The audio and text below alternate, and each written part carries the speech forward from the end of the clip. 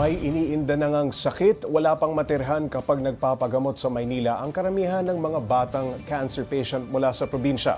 Isang NGO naman ang nagbibigay ng pansamantalang tahanan para sa mga bata para tuloy-tuloy ang kanilang pagpapagamot.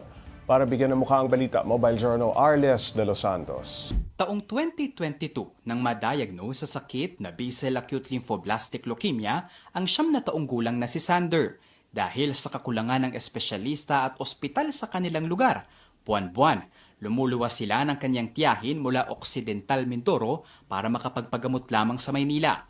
Masakit sa bulsa, nakakapagod, higit lalo sa batang may karamdaman. Kasi hindi po siya pwedeng pabayaan. Naranasan din po namin dati yung matulog kami sa hallway ng hospital.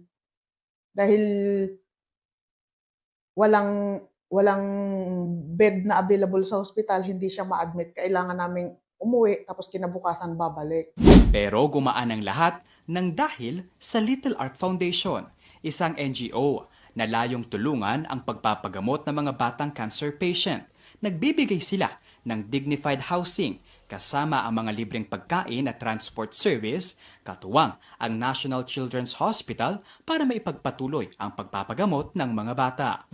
Ang gusto lang namin is to make sure na yung mga family that are going through yung mga cancers and other critical illnesses na they don't feel alone, na meron silang kasama while they're going through yung kanilang mga journey. Yung prioritization is first depende sa treatment and then second yung distance ng bahay. Sa ngayon, 105 na batang pasyente na ang kanilang tinutulungan. Karamihan ng mga benepisyaryo galing pa sa malalayong lugar. Little Ark, it's not just a house.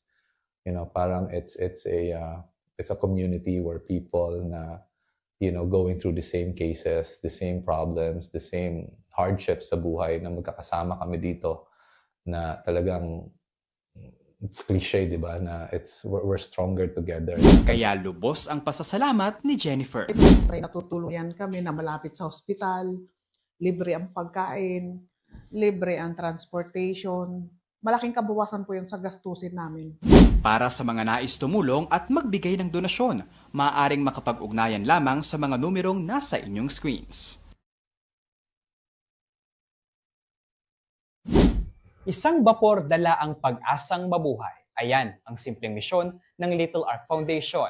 Ang kanilang tulong, malaking bagay para sa mga batang sa murang edad pa lamang ay nakikipaglaban na sa sakit na cancer.